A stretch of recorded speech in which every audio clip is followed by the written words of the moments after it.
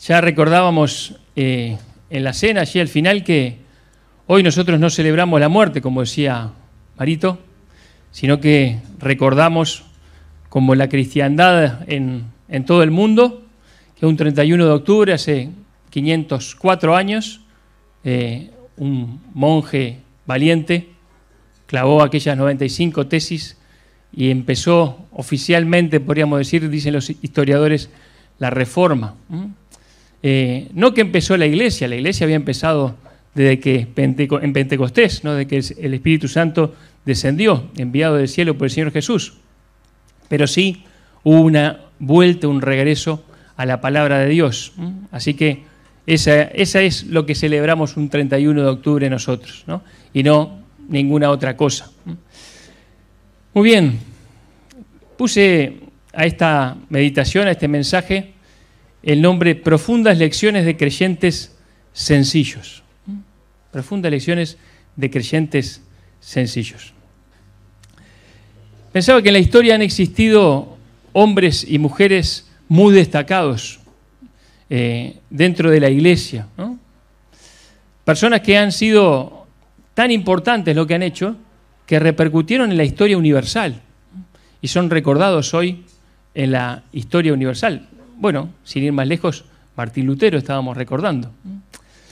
Pensaba también en la corriente misionera de los siglos XVI al XIX, nombres muy conocidos para muchos: David Livingstone, William Carey, Amy Carmichael, Hudson Taylor y tantos otros, ¿no? Hombres y mujeres que hicieron mucho para el Señor, se pusieron en sus manos y el Señor los usó grandemente. Les recomiendo, hermanos y hermanas, si pueden leer sus biografías, son realmente inspiradoras para nosotros. Y sin duda que está bueno tener a esas referencias, ¿no? A esas personas tan destacadas, ¿no? Dentro de la historia. Pero ciertamente la iglesia en su mayoría no está formada por portentos espirituales como ellos, ¿no? Sino por un sinnúmero de creyentes sencillos. Creyentes que desde el anonimato han sido y son fieles al Señor, desde sus hogares, desde sus trabajos, desde el lugar donde estudian, de allí del lugar donde se mueven. No son muy conocidos quizá, no salen en los diarios ni en los libros, pero son fieles al Señor. Viven en integridad, son de testimonio para dar a conocer al Señor a los que lo rodean, para ser de apoyo a otros creyentes.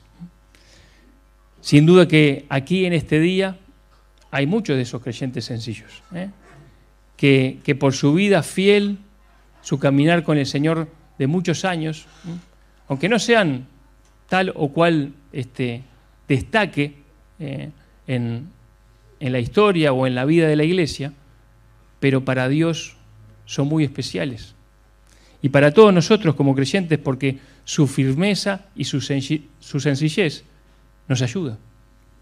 Cada creyente que sigue adelante, desde su sencillez, apoya a los demás, nos ayuda a todo el resto. Y yo quiero referir esta charla, esta meditación, a esos creyentes sencillos y firmes que con su vida y sus actitudes dan un ejemplo y dejan un legado, obrando con perfil bajo, pero que sus vidas hablan fuerte y claro. Y entonces vamos a estudiar juntos algunos pasajes del libro de Primera de Reyes, empezando por un pasaje allí en el capítulo 17. Vamos a leer algunos pasajes donde vamos a identificar algunos creyentes sencillos que vivieron en una época muy complicada de la historia de Israel. El reino dividido, el reino del norte, Israel, el reino del sur, Judá. Y el reino del norte estaba gobernado por un rey impío, Acab, un rey que no conocía al Señor, la verdad que uno de los más pecadores de la Biblia, ¿no? Que guió a la adoración a los dioses falsos, ¿no? Que hizo pecar a Israel, ¿no? Junto con su esposa Jezabel, podríamos decir quizá la mujer más mala de la Biblia, ¿no? O anda ahí en el top 5, ¿no? Estos dos gobernaban en este tiempo y realmente era un tiempo de oscuridad, ¿no? Un tiempo de extravío espiritual para el pueblo. Pero allí, en esas aguas turbulentas, como dice el dicho, ¿no? Los mares tempestuosos, turbulentos, son los que hacen los mejores marineros, ¿no? Y allí se levantaron un sinnúmero también de creyentes sencillos, de los cuales vamos a aprender de su vida hoy. Así que, 1 Reyes 17, vamos a leer el ejemplo de una sencilla viuda, la viuda de Sarepta. 1 Reyes 17, 8 al 16 dice: Vino luego a él, Elías, palabra de Jehová, diciendo: Levántate, vete a Sarepta de Sidón y mora allí. He aquí yo he dado orden allí a una mujer viuda que te sustente. Entonces él se levantó y se fue a Sarepta. Cuando llegó a la puerta de la ciudad, he aquí una mujer viuda que estaba allí recogiendo leña. Y él la llamó y le dijo: Te ruego que me traigas un poco de agua en un vaso para que beba. Y yendo ella para traérsela, él la volvió a llamar y le dijo: Te ruego que me traigas también un bocado de pan en tu mano. Y ella respondió: Vive Jehová tu Dios, que no tengo pan cocido, solamente un puñado de harina tengo en la tinaja y un poco de aceite en una vasija. Y ahora recogía 2 leños para entrar y prepararlo para mí y para mi hijo, para que lo comamos y no dejemos morir. Elías le dijo: No tengas temor, ve, haz como has dicho, pero hazme a mí primero de ello una pequeña torta cocida debajo de la ceniza y tráemela, y después harás para ti y para tu hijo. Porque Jehová Dios de Israel ha dicho así: la harina de la tinaja no escaseará, ni el aceite de la vasija disminuirá, hasta el día en que Jehová haga llover sobre la faz de la tierra. Entonces ella fue e hizo como le dijo Elías, y comió él y ella y su casa muchos días. Qué historia, ¿no? Apasionante. Elías, profeta del Señor, por su palabra había dejado de llover. Se había escondido primero en el arroyo allí de Querit, hasta que la sequía secó también el arroyo, y Dios le dio esta orden un tanto extraña, ¿verdad? Le dijo: andate al extranjero, a Sarepta de Sidón, y yo le he dado orden a una viuda que te sustente. Y uno dice: ¿cómo una viuda? ¿No se supone que sea totalmente al revés, que las viudas necesitan ser sustentadas y no sustentar, ¿no?, a otra persona? Bueno, pero parece que a Elías no le llamó demasiado la atención. Sabía que Dios era el Dios de los imposibles. Y si le había alimentado los animales salvajes como los cuervos que le traían comida a tiempo, ¿por qué no Dios iba a alimentarlo a través de una sencilla viuda? Así que fue, confiado. Ahora, cuando se encontró en aquel lugar, el hambre y la escasez también habían golpeado allí. Y vio a esa viuda y la encontró allí recogiendo leña. Y ella estaba recogiendo leña porque le quedaba ya muy poquito. Y tampoco tenía recursos como para salir a buscar, ni había otra cosa. Entonces ya, en medio de una gran tristeza, seguramente, estaba recogiendo eso para hacer la última comida que podía hacer y después, bueno, dejarse morir, dice acá. Pero el profeta habló y le pidió primero un vaso de agua. Ya de por sí un vaso de agua era algo importante pedir en ese momento. Y ella fue a buscarlo. Y mientras iba a buscarlo dice: pero también tráeme comida. Un bocado de pan en tu mano. Allí la viuda le confiesa lo que iba a hacer. Estaba como echando al resto, ¿no? Ya no podía seguir viviendo más en esta economía de guerra, en esta miseria. Pero la propuesta del varón de Dios fue desafiante. Dice: primero haceme a mí. Con eso que te queda, con ese poquito, primero haceme a mí y tráeme a mí. Como representante de Dios, Elías le estaba diciendo: primero dale a Dios lo poco que te queda. Si ella creía la palabra profética, si creía, tenía que sacrificar lo poco que le quedaba. Su último sustento tenía que darlo al profeta. Era sin duda una prueba de fe. Podía poner a Dios primero, en representación del profeta, o podía decir, no, pero es lo único que me queda, me lo voy a comer y después morir, ¿no? Pero ella creyó en la promesa del Dios vivo, que si hacía eso, Dios la iba a sustentar. Me hace acordar un cuento que escuché hace muchos años, ¿no? Un hombre que caminaba por el desierto, ¿no? Capaz que a ver si se acuerda del cuento, ¿no? Caminaba por el desierto y de pronto encontró en un lugar abandonado que salía un caño de la tierra y una bomba de esas de manija. No sé si ustedes conocieron, pero yo sí, ¿no? Una bomba de esas que uno le puede dar manija y sale agua. La cuestión de que era un desierto sin la más mínima gota de agua. Y de aquella bomba de agua colgaba una botella de medio litro de agua, ¿no? Entonces este hombre miró y venía sediento y mira la botella y dijo, bueno, por lo menos encontré agua. Y había una nota allí escrita que decía que si quería tener agua en abundancia, debía echar el contenido de esa agua dentro de la bomba, cebar la bomba de alguna manera, y ahí iba a tener mucha agua para muchos días. Así que este hombre tuvo que tomar una decisión. ¿Qué iba a hacer? ¿Se iba a tomar el única agua que tenía allí, por lo menos para morir en unos días más? ¿O iba a creer en aquella nota, cebar la bomba y bueno, ver qué pasaba, ¿no? El cuento dice que el hombre creyó, cebó la bomba, empezó a darle manija y salió abundante agua para él y para muchos días. Y después tuvo que dejar otra vez la botellita por allí, ¿no? Para el próximo. La cuestión de que, ¿qué había que hacer? Sacrificar lo poco que tenía, confiando en lo que decía allí. Y esto fue lo que hizo la mujer. Lo poco que tenía, lo tuvo que poner para Dios. Buscó primeramente el reino de Dios y le fue añadido el resto. ¿Se acuerdan de Moisés? ¿Qué tienes en tu mano? Una vara, ¿no? Un palo. No sirve para mucho, ¿no? Pero puesto en las manos de Dios, fue una representación del poder de Dios desde ese momento. ¿Se acuerdan del muchacho de la multiplicación? ¿Qué tenía? 5 panes y 2 peces. ¿Era mucho o era poco? Bueno, para él era suficiente. Para su comida era suficiente. Podría habérselo comido para él solo y haber almorzado o cenado en forma satisfactoria. Pero dijo, no, lo voy a poner en las manos de Jesús. Y Jesús lo multiplicó para muchos.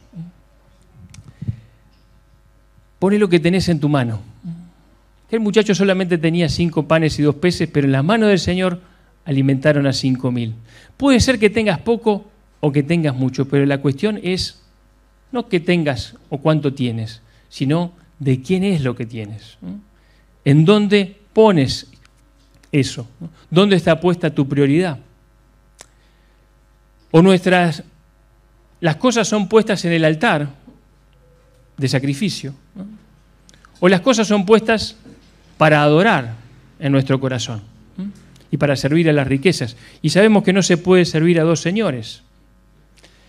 Pero el ejemplo de Cristo es que por amor de nosotros se hizo pobre, siendo rico, para que nosotros por su pobreza fuésemos enriquecidos. Y queridos, ciertamente somos ricos en Él. Tenemos abundantes bendiciones en el Señor Jesús. Dice la palabra de Dios que todas las cosas que pertenecen a la vida y a la piedad nos han sido dadas por su divino poder. ¿Qué más necesitas?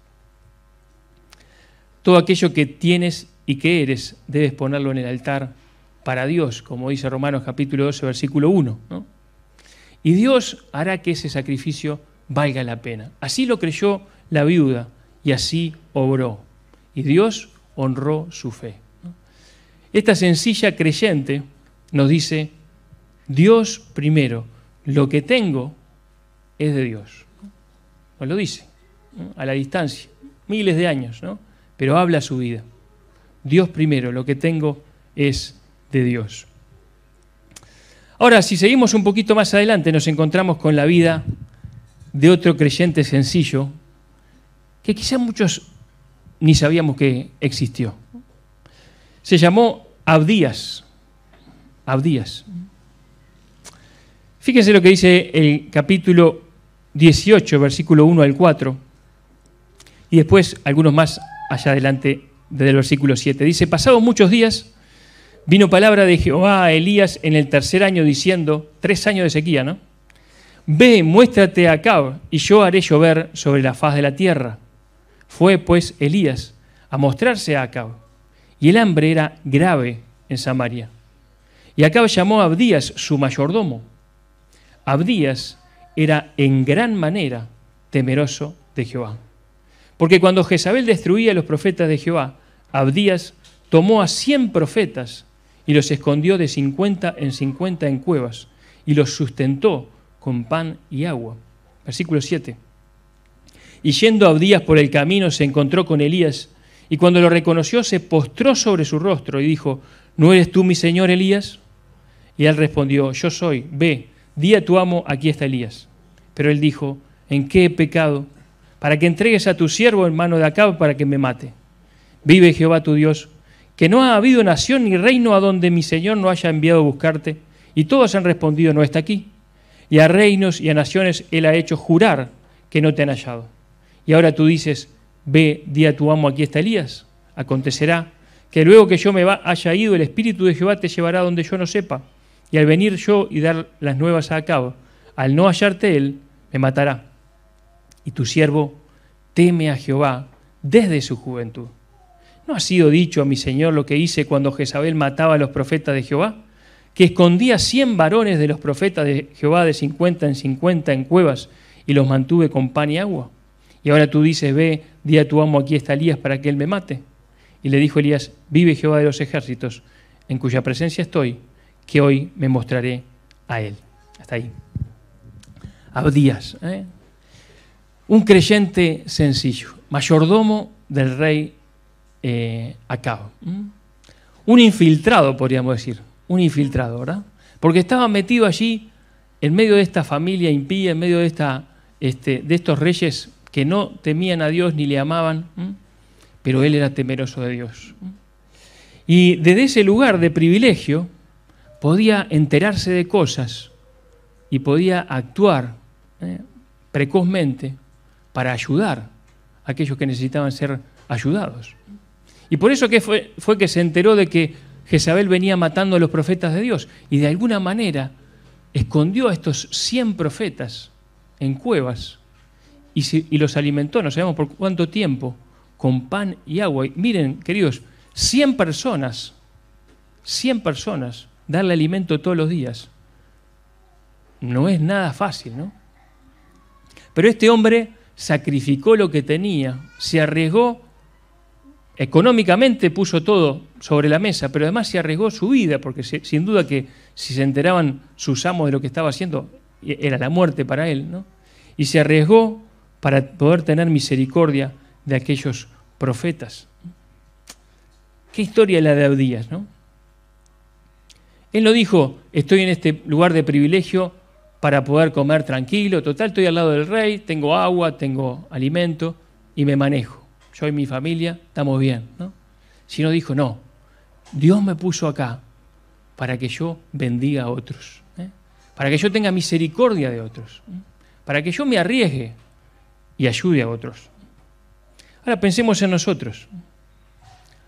Dios te ha puesto en un lugar especial. Tú estás en un lugar de la sociedad que otra persona no está. Un lugar único. ¿Y qué vas a hacer con eso? Capaz que dentro de la sociedad algunos más, de pronto más visibles, en lugares más visibles, con más posibilidad de tener vinculación con algunas personas, otros no tanto. Pero allí, en el lugar donde Dios te ha puesto, ¿qué vas a hacer? ¿Pensás que Dios te puso en ese lugar solamente para vos y para tu familia? ¿No será más bien que Dios te ha dado en abundancia para que tengas que compartir con el que padece necesidad? La reina Esther experimentó algo similar. Cuando vivía en Susa, capital del reino, y estaba tranquila en el palacio y no padecía ningún sufrimiento ni ninguna amenaza, pero el pueblo de Dios iba a ser eliminado, todo exterminado en un solo día. Y ella, cuando se enteró que Mardoqueo le dijo, en un momento dudó. Dice, pero si yo entro al rey y el rey no estira el cetro, soy muerto, estoy muerta. Y le dijo Mardoqueo, porque si callas absolutamente en este tiempo, respiro y liberación vendrá de alguna otra parte para los judíos, mas tú y la casa de tu padre pereceréis. Y quién sabe si para esta hora has llegado al reino. Y ella pensó, esta palabra le hizo reflexionar. Dijo, listo, entendí el mensaje, ¿no? Estoy acá para esto, para jugarme todo, para bendecir a otros, para ayudar al pueblo de Dios. No estaba allí para solamente estar tranquila en el palacio, sino que Dios le había dado ese lugar para ayudar a otros. Y tantos otros, ¿verdad? En la historia. Podemos pensar en Nehemías, copero del rey, ¿no? No se quedó en ese lugar, bendijo a los que podía bendecir. Y tantos en la historia de la iglesia, creyentes sencillos y creyentes reconocidos, que han dicho, si Dios me puso en este lugar, no es para que yo tenga un bienestar económico para mí y mi familia nada más, ¿no? Es para que yo ayude a otros. Recordaba la historia de William Wilberforce, ¿no? Un parlamentario inglés que en un momento dice, él quería servir al Señor de otra manera y su pastor, su anciano, le dijo, vos estás sirviendo al Señor ahí, ¿no? Y luchó por nada más ni nada menos que por la abolición de la esclavitud y lo logró. ¿A cuántos bendijo? ¿No? ¿A cuántos bendijo? Abdías nos enseña que el temor de Dios, bien entendido, la vida piadosa, necesariamente se va a manifestar en actos concretos de misericordia. De esa misericordia que está dispuesta a tomar riesgos para ayudar, invirtiendo en el reino de Dios. La vida de este hombre nos habla y nos dice, ayudaré a otros con arriesgada misericordia. Ayudaré a otros con arriesgada misericordia. Pero seguimos, Primera de Reyes capítulo 21, y nos vamos a encontrar con otro creyente sencillo. Pero qué firmeza. Primera de Reyes 21 dice así, la historia de Nabot de Jezreel. Dice, pasadas estas cosas, aconteció que Nabot de Jezreel tenía allí una viña junto al palacio de Acab, rey de Samaria. Y Acab habló a Nabot diciendo, dame tu viña para un huerto de legumbres, porque está cercana a mi casa, y yo te daré por ella otra viña mejor que esta, o si mejor te parece, te pagaré su valor en dinero. Y Nabot respondió a Acab, guárdeme Jehová, de que yo te dé a ti la heredad de mis padres. Y vino Acab a su casa triste y enojado por la palabra que Nabot de Jezreel le había respondido, diciendo, no te daré la heredad de mis padres. Y se acostó en su cama y volvió su rostro y no comió. Y vino a él su mujer Jezabel y le dijo, ¿por qué está tan decaído tu espíritu y no comes?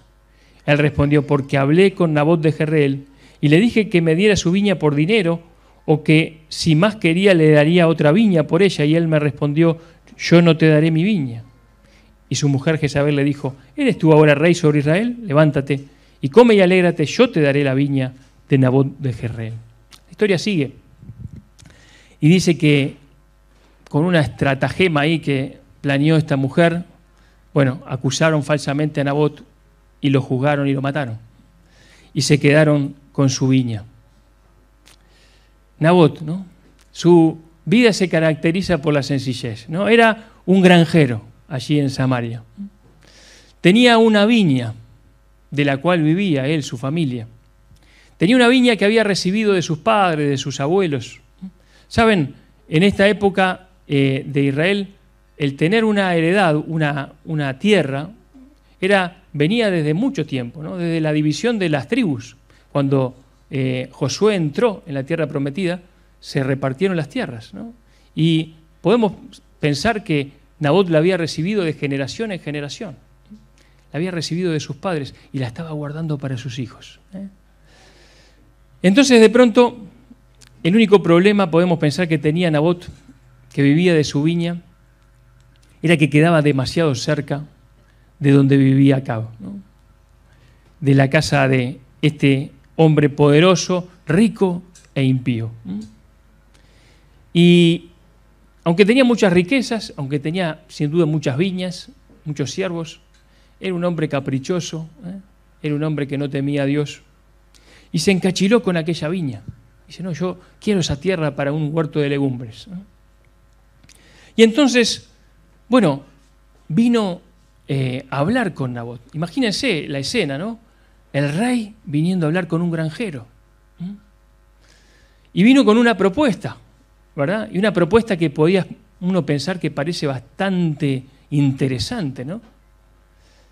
Y vino a proponer, mirá, tu viña, esta viña que tenés, yo te ofrezco una viña más grande, una viña mejor ubicada, una de las que yo tengo. Y si no, mirá, ponele precio. Yo te doy acá un cheque, vos le ponés los ceros, Yo no tengo problema de dinero, puedo pagar lo que sea. Yo te lo voy a pagar, te la compro por precio y listo, porque yo la necesito, la quiero para mí. Era una propuesta bastante tentadora, ¿no? Nabot podía tener una viña mejor, o Nabot podía tener mucho dinero.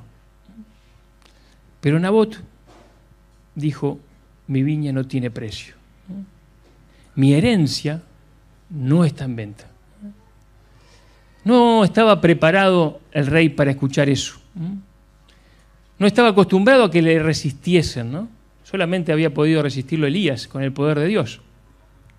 Pero este hombre temía a Dios, Nabot. Vivía delante de Dios. Atesoraba y valoraba lo que Dios le había dado. Él lo había recibido de generaciones pasadas y lo quería pasar a generaciones futuras. Y no estaba en venta. No estaba en venta. Su respuesta fue contundente, ¿verdad? Directa, sin rodeos. No le dijo, déjame pensarlo ni nada por el estilo, ¿no? Le dijo, guárdeme Jehová, de que yo te dé a ti la heredad de mis padres. Qué respuesta, ¿no? Qué firmeza. Yo pensaba, no solamente le dijo, no se la voy a vender a nadie, sino que le dijo, no te la voy a vender a ti, ¿no? La cara, ¿no? Del rey. Quizá hasta haciendo énfasis en quién era él delante de Dios, ¿no? La cuestión es que él valoraba la heredad que había recibido de sus padres por la gracia de Dios, ¿no? Y no se la podía vender porque no la quería vender, porque no estaba en venta y no tenía precio. El resto de la historia es evidencia del despotismo, ¿no? Del atropello con que estos poderosos hacían las cosas, sin el más mínimo temor de Dios. Ahora, no les iba a salir tan barato porque después Dios le prometió el juicio que rápidamente vino sobre Jezabel y también sobre Acab. La cuestión de que Nabot subió precozmente a la presencia de Dios, donde ahora está, por haberse mantenido firme en sus principios, por no haber vendido su heredad. Y Nabot nos enseña mucho con su actitud. Él era un hombre agradecido con Dios, un hombre que valoraba sobremanera lo que había recibido de parte de Dios. Y para él, lo que Dios le había dado no tenía precio, era invaluable, y ni el rey ni nadie podía comprarlo. Queridos, eso me hace pensar en lo que vos y yo hemos recibido de Dios y nuestra actitud hacia eso. Primero que nada podemos pensar en lo espiritual, ¿no? Hemos recibido el perdón, la vida eterna.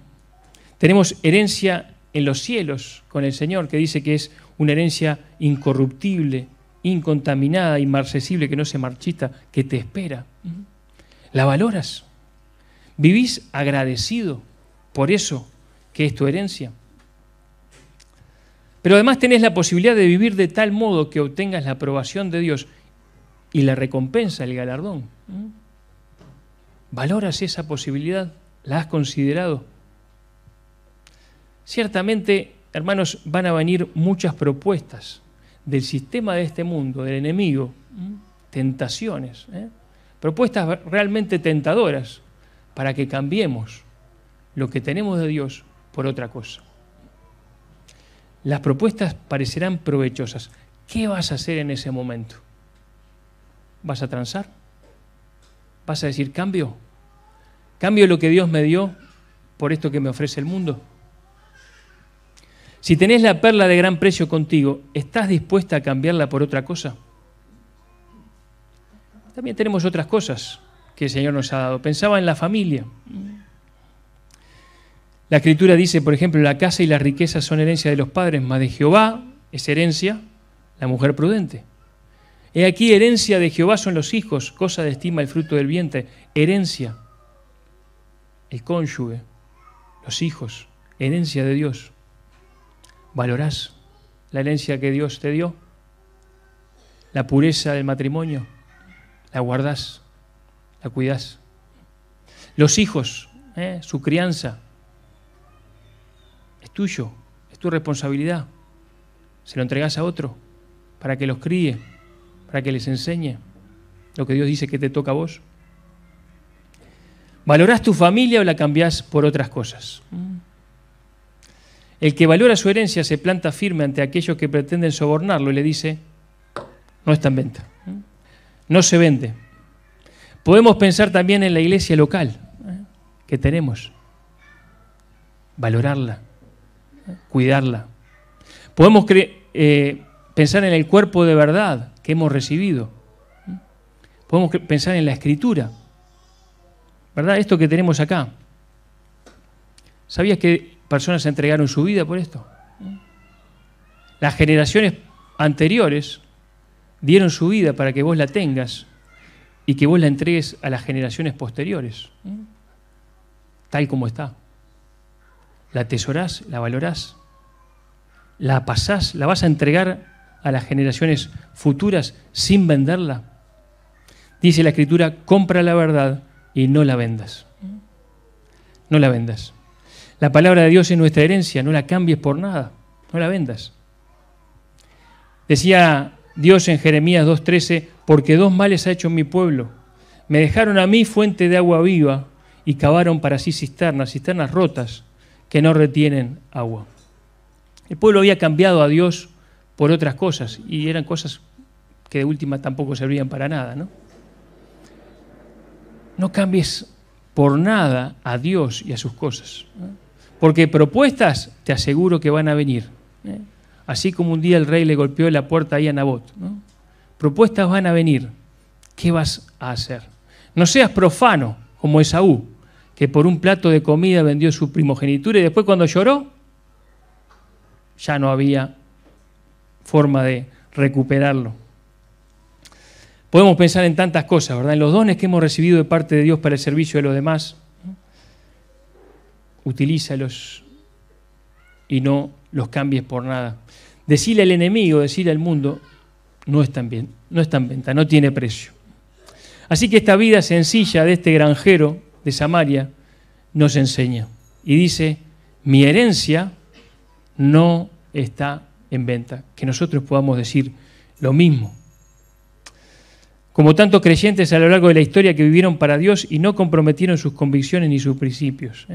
Y cuando les insinuaron ir en contra de esos principios, para salvar su pellejo, dijeron, no estoy en venta. Mi vida con Dios no se negocia. Mi herencia no está en venta. Pero vamos a ver un último creyente. Primera de Reyes, capítulo 22. Vamos a ver un profeta que está escondido, podríamos decir, por su bajo perfil en las páginas de la historia. Vamos a ver algo de Micaías. Micaías. Primera de Reyes 22. Vamos a leer desde el versículo 13. Les cuento lo que había pasado antes. Ustedes lo pueden leer después. Acab quería ir en contra de un enemigo y se había juntado con Josafat, que era el rey de Judá, que era un buen rey. Nunca tendría que haber ido a juntarse con este hombre. Y bueno, Acab le dijo, vení conmigo contra los enemigos. Y Josafat dijo, sí, vamos, pero vamos a consultar primero. Y allí había un montón de títeres, de payasos, ¿no? Que decían que eran profetas y que le decían al rey Acab lo que quería escuchar. Entonces le dijeron, no, sí, andá a la guerra, que vos vas a ganar. Había uno que se puso unos cuernos y andaba corneando ahí, un espectáculo bárbaro, un circo armaron allí, ¿no? Dijeron, andá. Y Josafat, me imagino rascándose la cabeza y dice, hay algo que no me cierra acá. ¿No hay algún profeta de Jehová en la vuelta que haya quedado? Dice, sí, dice, está Micaías allá en el fondo, ¿no? Pero nunca lo llamamos, nunca lo hacemos venir, porque cada cosa que me profetiza es para mal, ¿no? Siempre me habla de que va a pasar algo malo. Dice, no, no hables así, le dijo Josafat. Vamos a llamarlo. Entonces lo fueron a buscar. Y dice el versículo 13, y el mensajero que había ido a llamar a Micaías le habló diciendo, he aquí que las palabras de los profetas a una voz anuncian al rey cosas buenas. Sea ahora tu palabra conforme a la palabra de alguno de ellos, y anuncia también buen éxito. Y Micaías respondió, vive Jehová, que lo que Jehová me hablare, eso diré. Entonces, Micaías fue, y bueno, haciendo corta la historia, le dijo que iba a morir, que iba a morir en batalla. Y dice el versículo 26, entonces el rey de Israel dijo, toma a Micaías y llévalo a Amón, gobernador de la ciudad, y a Joás, hijo del rey, y dirás, así ha dicho el rey, echad a este en la cárcel, y mantenedle con pan de angustia, y con agua de aflicción, hasta que yo vuelva en paz.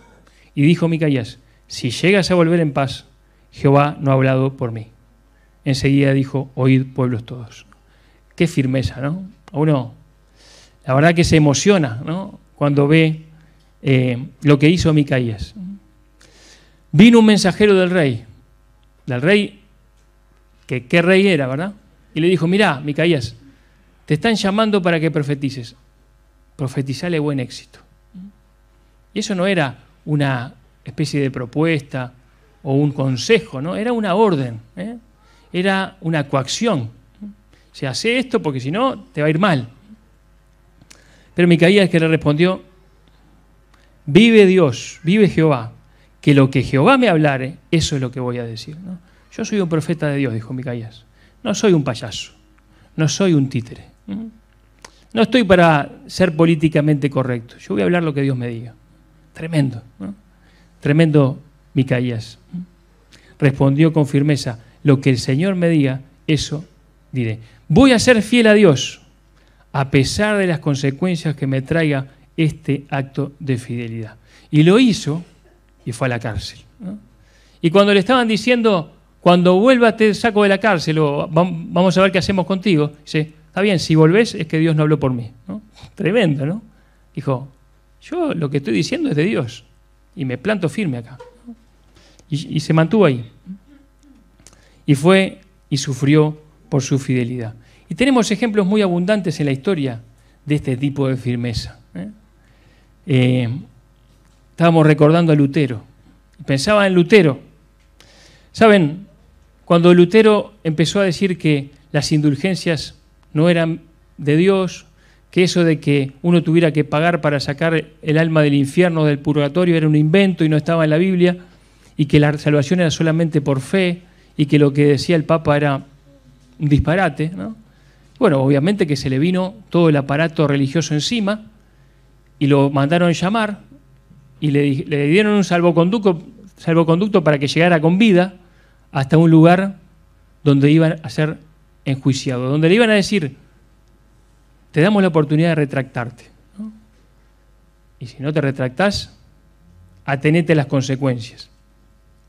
Ahora, ¿saben? Ese lugar fue Worms, se llamaba, ¿no? La dieta de Worms. Mire lo que respondió Lutero en su alegato final. Dice, si no se me convence mediante testimonio de la Escritura y claros argumentos de la razón, porque no le creo ni al Papa ni a los concilios, ya que está demostrado que a menudo han errado, contradiciéndose a sí mismos, por los textos de la Sagrada Escritura que he citado, estoy sometido a mi conciencia y ligado a la palabra de Dios. Por eso no puedo ni quiero retractarme de nada, porque hacer algo en contra de la conciencia no es seguro ni saludable. Dios me ayude. Amén, ¿no? Y ahí terminó Lutero, ¿no? Pero iba a seguir mucho más después, ¿no? Permaneció firme ante la presión. Firme ante la presión. Hermanos, ¿qué hacemos nosotros frente a la presión? ¿Qué hacemos nosotros frente a la presión? Podemos recordar a los amigos de Daniel ante Nabucodonosor, ¿no? Firmes. Mirá, no es necesario que te respondamos sobre este asunto. Nuestro Dios nos puede salvar del horno del fuego. Y si no nos salva, tampoco vamos a hacer lo que vos decís. No vamos a pecar contra Dios. Firme. ¿No? El mismo Daniel, ¿no? Cuando recibió esa noticia de ese decreto, que solamente se podía pedir o orar al rey Darío, dice, abrió las ventanas de su cuarto, de su recámara, y como solía orar 3 veces por día, delante de quien pasara, siguió orando, firme ante la presión. Y fue salvado, al igual que sus amigos. Otros en la historia no fueron salvados, como Nabot, no fueron salvados, pero se mantuvieron firmes y entregaron su vida y nos dejaron un legado. Entonces yo pensaba, ¿y nosotros qué hacemos frente a la presión de conformarnos a los demás? ¿Cedemos? ¿Somos políticamente correctos o bíblicamente fieles? Porque estamos frente a un mundo que excluye, que persigue y que a veces elimina a aquellos que no se someten en conformidad a él. ¿Aflojamos para salvar el pellejo, para mantenernos como estamos? ¿O nos mantenemos firmes en el Señor y sufrimos las consecuencias? Micaías supo bien qué hacer, y dejó un ejemplo para nosotros. Micaías dijo, lo que el Señor me diga, eso diré. Lo que el Señor me diga que haga, eso haré. 4 personas, 4 creyentes, no famosos, ¿no? Pero que surgieron en un momento oscuro de la historia. 4 personas que no pretendían sobresalir, pero supieron ser ejemplo para nosotros de cómo vivir una vida piadosa, sencilla, que agrade a Dios, que sea de testimonio hasta el final para la gloria de Dios. Y nos invita a ser como ellos. A decir como la viuda, Dios es primero. Poné lo que tenés, poco o mucho, en las manos de Dios y verás a Dios obrar. A decir como el mayordomo, temo a Dios y por eso tengo misericordia del necesitado y arriesgaré mi vida y mis bienes invirtiendo para ayudar a otros. Di como aquel granjero, valoro la heredad que Dios me dio. No tiene precio, no está en venta, no la cambio por nada. Di como el profeta, me mantengo firme ante la presión. Firme, diciendo y haciendo siempre lo que Dios me manda. Quizá no nos toque estar en los libros de historia, ¿no? No importa si Dios no quiere eso para nosotros. Lo que importa es, aunque tengamos que estar en el anonimato, que seamos fieles al Señor. Vidas sencillas y fieles, vidas firmes que le agradan, vidas dignas del llamamiento que hemos recibido. Así debemos ser cada uno de nosotros para la gloria de Dios. Que Dios bendiga su palabra a nuestros corazones.